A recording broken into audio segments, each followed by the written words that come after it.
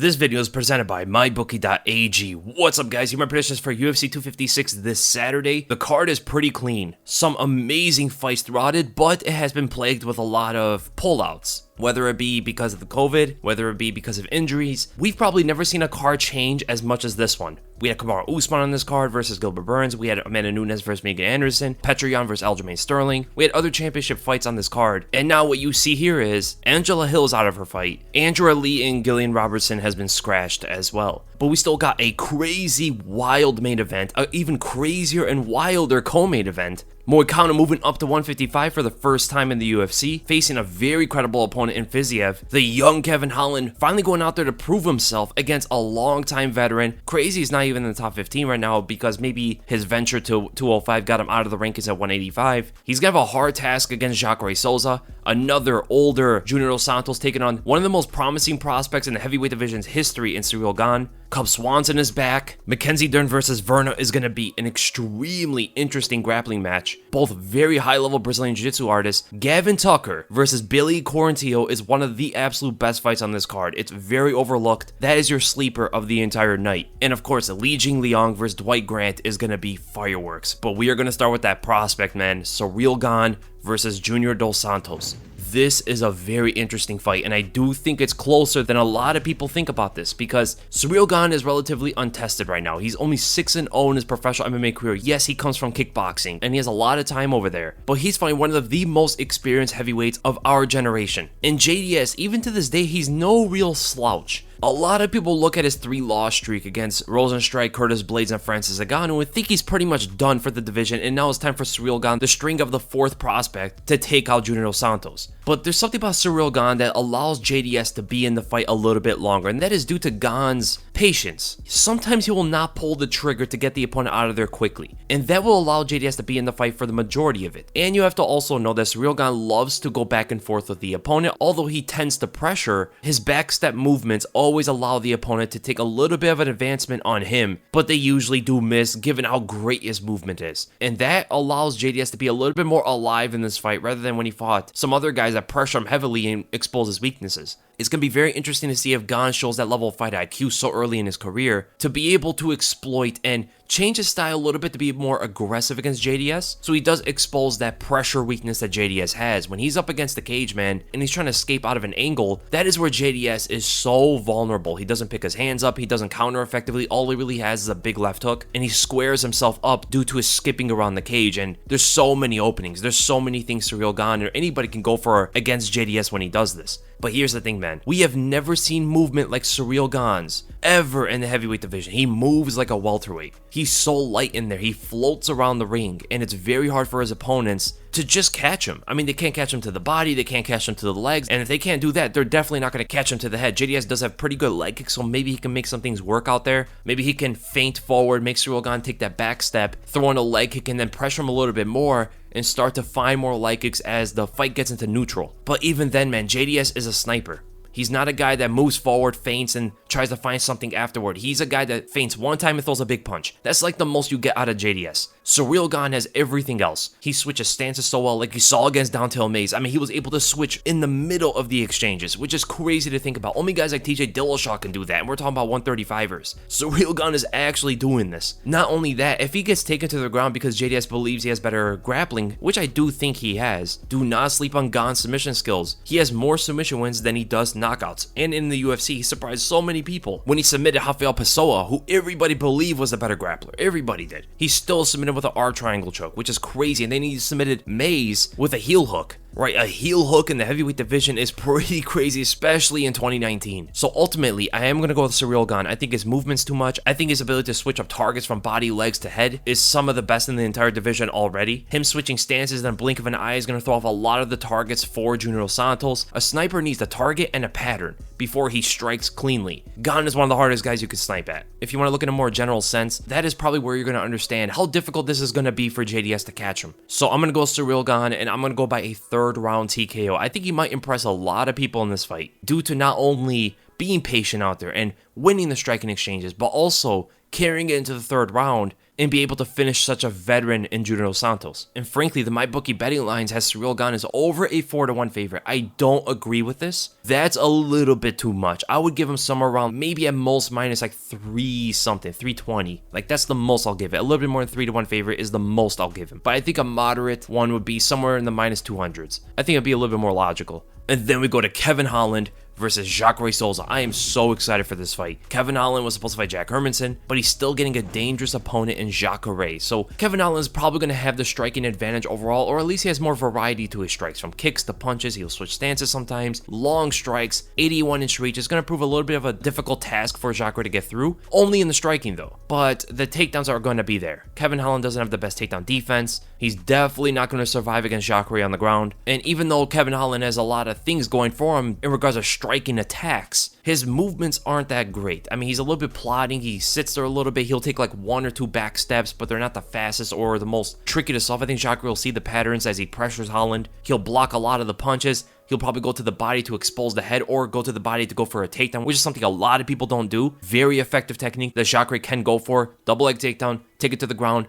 and submit Kevin Holland. That is a huge path for Jacare to win this fight. He also has much more experience, but he is over 40 years old. The thing is, though, he has not aged like many fighters, right? Look at when he fought Jan Blachowicz in the light heavyweight division in his last bout. He looked really good against the champion of that division in a weight class he hasn't fought in for such a long time, right? And he fought a bigger guy, a guy about the same height as Kevin Holland, and he did very well against him. He was moving back for the majority of the fight, but in this one, I think Jacare is going to be the one that's pressuring Holland. Given that Holland doesn't usually like to pressure his opponents, he likes to sit in the center. That gives a lot of advantages for Jacare to pressure, and he has a lot of opportunities because of that to shoot in against the cage, take it to the ground, and submit Kevin Holland. So I'm going to go with Jacare Souza on this fight, and I'm going to go by a late first round or early second round submission. Now, my bookie has Kevin Holland as a very slight favorite. That's almost a pick'em. I think Jacare should definitely be the favorite in this one. And then we go to the co-main event, and in a lot of people's eyes, the most anticipated fight on this entire card, Tony Ferguson to face his Brazilian clone, Charles Oliveira. This fight is going to be crazy. Both guys are wild scramblers on the ground. They love to go for chokes, from Darce chokes to ninja chokes to triangle chokes to everything you could think of. These two guys go for it. Charles Oliveira is a higher level black belt than Tony is on the ground, so I think his submission skills, at least offensively, are better than Tony's. I think they're a little bit more dangerous and more active, but because of that activity on the ground, you've seen him plenty of times get in bad situations where Tony Ferguson really does not, as much as Charles Oliveira at least. Almost every one of those 8 losses on Charles Oliveira's career has come from the ground game. Whether it be Paul Felder of all people, who's a Muay Thai fighter with not great grappling, pounding him out on the ground, where Carl Lamas and Anthony Pettis both catch him in a guillotine choke, Frankie Edgar able to take him to the ground, Jim Miller able to get him in a knee bar. You do not see this sort of thing coming from Tony Ferguson, and it's all due to the fact that Charles Oliveira is so offensively minded on the ground. He risks so much, he puts himself in the worst positions, right? After one attempt, he goes for another, and he's just further digging himself into a hole. But he is getting a lot better these days about it. He's getting a lot better at controlling the position a little bit more before attempting the submissions. Against Kevin Lee, not so much. He went straight for the guillotine, but it never really went to the ground before that. He felt the guillotine choke, and that is something he has to be worried about against Tony Ferguson, because if Tony brings back his wrestling from when he fought Edson Barboza, the last time we actually seen some kind of wrestling, Tony will be able to use that to offset and off-balance Oliveira to set up maybe some of his strikes. But if he shoots in on Oliveira at any given time, Oliveira is going to go for that guillotine choke. If Tony is able to fight it and he gets on top of Oliveira, I think Oliveira is going to be in some trouble. I think eventually he's probably going to gas himself out. You cannot be so active against someone like Tony Ferguson off of your back, because Tony's going to let the hands go. He's going to control you. He's going to gas you out on the ground. And even if it is 3 rounds, going for the finish that early and that quickly is going to be very taxing on Charles Oliveira, given how the other aspects of the fight is going to go. Tony's going to pressure him on the feet. He's never going to let him up. And also, Charles is not the best against pressure on the feet. He showed something against Jared Gordon when he caught him with that backstep overhand right counter moving backwards, which was amazing. Absolutely insane. But then you look at the Kevin Lee fight afterward, and you see that when Kevin Lee was starting to pressure him in the 3rd round, he was catching Oliveira, right? Oliveira was not comfortable under that pressure. And if you're not comfortable under Lee's pressure with his winging punches, you're definitely not going to deal well with Tony Ferguson's. Going to the body, going to the legs, going to the head, a lot of jabs from a distance as well. About the same reach as Kevin Lee. Now, it all comes down to, can Tony Ferguson keep his range? from a distance. He doesn't throw in a long punch and come in with his body behind it like he did against Justin Gaethje and gets himself countered for it. If he uses his reach advantage and sticks from the outside, just half steps forward instead of a full step, he will be able to catch Oliveira and get away from any counter strikes. Because Oliveira tends to stand very tall and he's not going to dig in with a lot of his strikes, especially moving backwards. You really have to dive into him for him to counter you, right? And someone that put it in perspective very well was Justin Gaethje. Justin Gaethje generally said it very well. He said he sees this like Tony Ferguson versus Anthony Pettis in a way. Pettis doesn't do well with pressure. He can be a long striker. He'll throw some wild things out there. He has a very active guard, goes in for that triangle, goes in for the guillotine as soon as he sees the opening on the neck. But ultimately, he will crumble under that pressure. Same thing with Charles Oliveira. And this is how I always seen it as well. So my prediction for this fight, I'm going to go with Tony Ferguson. I think his pressure and volume are going to be the biggest factors in this fight. And ultimately, I see him finishing Oliveira in the 3rd round. I do think the 1st round is going to be dicey. I think Oliveira is going to go after him. I think he's going to try to pressure Tony Ferguson. I think he's going to throw a lot of strikes in the beginning just to get that little bit of pressure, just to get that little bit of advantage. Throw some jabs, trying to counter him moving backwards as he's pressuring. Throw a lot of body kicks and stuff like that. But ultimately, I think as the fight plays out, as the ball rolls, I think Tony is going to take control of the fight. And my bookie has Tony Ferguson as a pretty good favorite, man. Minus 180. Almost a 2-1 favorite. That seems very logical. I like those odds. And then we go to the main event. The dominant Deiveson Figueiredo versus Brandon Moreno. I cannot wait for this one either, man. This is a crazy wild fight. Now there is something very important coming into this fight, and that is they have both fought on the same card less than a month ago. And that is going to affect Figueiredo more than it will affect Moreno because of the weight cut. Deiveson's a big guy. I think he's a natural 135er. And he's going to have to cut weight down to 125. He's going to have to cut like 20 to 25% of his body weight twice in 3 weeks' time. That is going to take a toll on him. He says that his weight cut's going good. He said that it's a great weight cut, but that's what they always say. They're never going to say their weight cut's going bad. Even last time he said that the weight cut was good. He looks so bad on the scale, man. And I don't know if we're going to see the same Figueiredo. He's been cutting this weight for a long time. He only missed once, I think. And he tends to look very good in the cage, whether he has a bad weight cut or a good one. So I don't think it's going to change his performance too much, but I will not be shocked at all if we don't see the same Figueiredo. And if he does not look the same and he loses this fight, I do think he will go up to 135, but I think he's going to perform well. I think we might see around the same Figueiredo in this fight. Both guys love chaos. But what I will say is, Figueiredo controls a fight much better than Moreno does. Even though they both thrive under chaos, Figueiredo understands how to create order in the cage more than Moreno does. If you tend to see how Moreno wins his fights, it's not him like taking control and winning the majority of the rounds. He's usually not doing as great on the rounds. His rounds usually tend to be very competitive. He's getting his hits in, he's getting hit. A wild scramble goes on and he gets out on top. That's usually how everything goes on for Brandon Moreno. That is not going to work against Deiveson Figueiredo at all. If he gets in wild exchanges with Deiveson, he is going to get caught and hurt 100%. He has a good chin. Moreno has very good cardio. He's very unpredictable. But inside of striking exchanges, I don't see Brandon Moreno ever beating Deiveson Figueiredo. Just the power alone is too much. Moreno doesn't have the biggest power. He's not going to be able to hurt Figueiredo that much. And if he gets caught once clean, he's going to get dropped. That enough is the deciding factor in wild exchanges on the feet for Figueiredo to start winning. If it goes to the ground, Figueiredo is a lot more controlling on the ground than he is standing. He's very powerful, very strong, good submission skills, and good patience as well. Very good patience. That's something Moreno does not have. Moreno could tend to seem somewhat like a